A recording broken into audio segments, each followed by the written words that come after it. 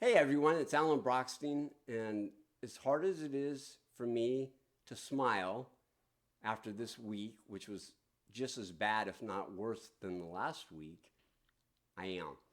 I have my teeth. Uh, so, the purpose of this is to bring all of my friends up to speed on the cannabis market, which many people don't care about anymore, it seems. Our volumes remain low. What I'm going to talk about is based on a weekly newsletter that I sent out to my subscribers at 420 Investor.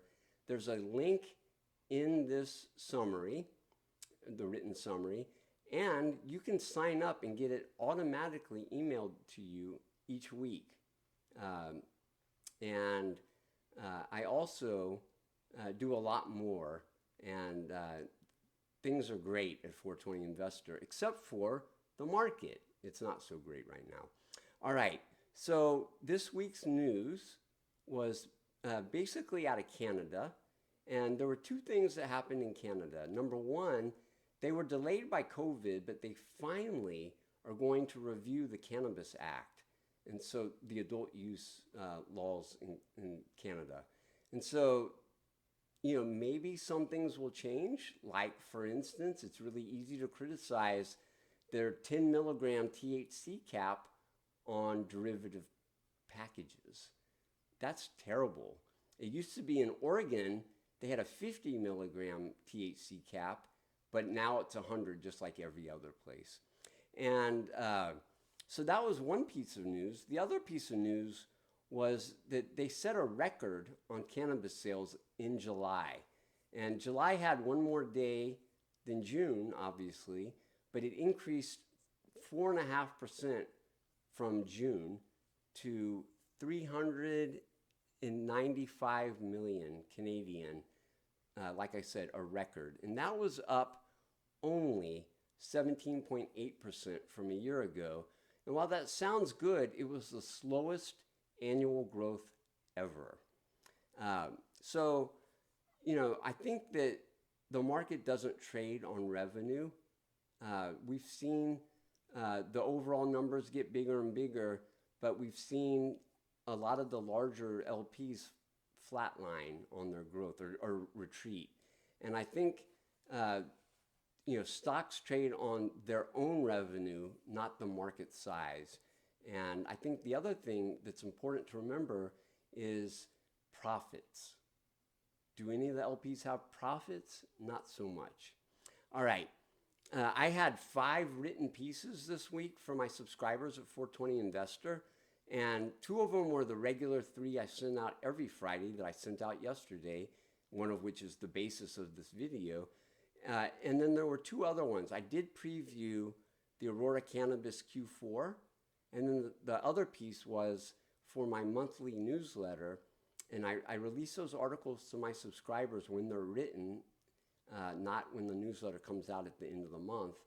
But that piece was very interesting, and there's a large MSO that I'm not going to tell you which one. It's not Cresco, I can tell you that. If you read the piece, you would know that I do own Cresco again. But one of the other 4 tier 1 MSOs I don't own. And I wanted to explain why to my subscribers and did so. And it fell a lot this week, as did everything. So that was what I wrote. I also sent out news during the week for my 32 company focus list. And I did add Spring Big to bring it up to 32 from 31. And the news this week, we had the Aurora report, which ended up being flat sequentially on sales. And they were, again, almost exclusively medical.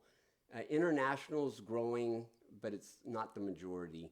And the worst part about the report to me was the adjusted EBITDA was a little worse than expected at minus 13 million.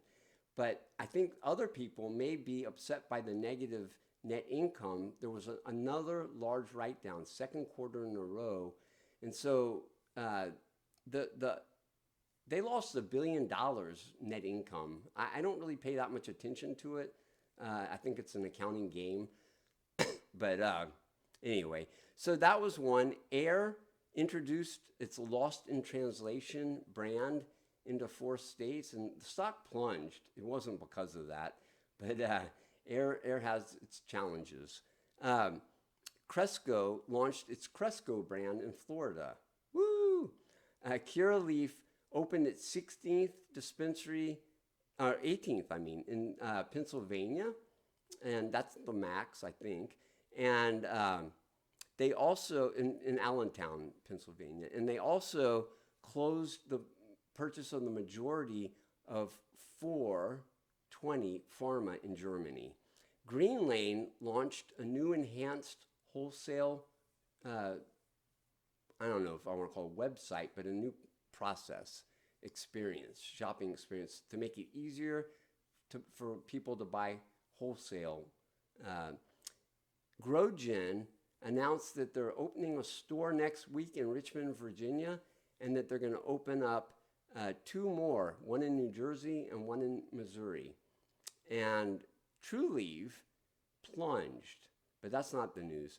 Trulieve won a Georgia medical license, a class 1, and they also relocated a dispensary in Florida that had been closed. And Tilray received approval to expand in Italy. And then finally, TerrAscend, they had they got rid of their head of the Northeast, and they brought in a new person who previously worked at Parallel and Vitacan. And so hopefully they'll bring skills to that role. And that was it. I want to talk now about the overall market. It was horrendous. It remains horrendous. And the Global Cannabis Stock Index, which is a product of New Cannabis Ventures, and I'm going to rebalance that today for the next quarter. That one was down, excuse me, 12.8% this week. I'm sorry, that's not right. Yeah, that is right. And that was down a lot more than the S&P decline. It was about 3 times the decline in the S&P 500. And this is a second straight down week. And, you know, I was wrong. I really thought we were going to have a U-shaped bottom, and the bottom has fallen out. And we're down 23% in September. We had a good July. I had a great July.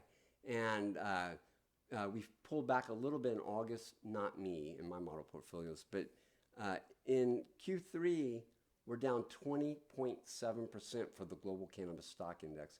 And before all the weakness was mainly in the ancillary, we saw some strength in the MSOs, not this quarter.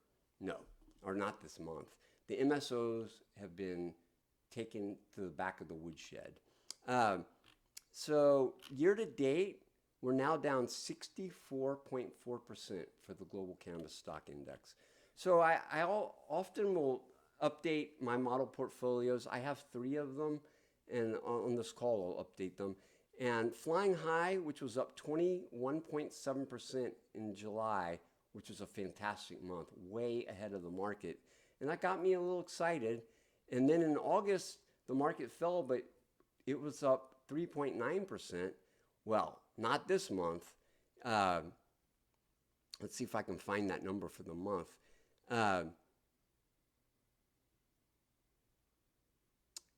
No, I don't have it. It's down 11.1% for the quarter. So that's down a lot less than the market.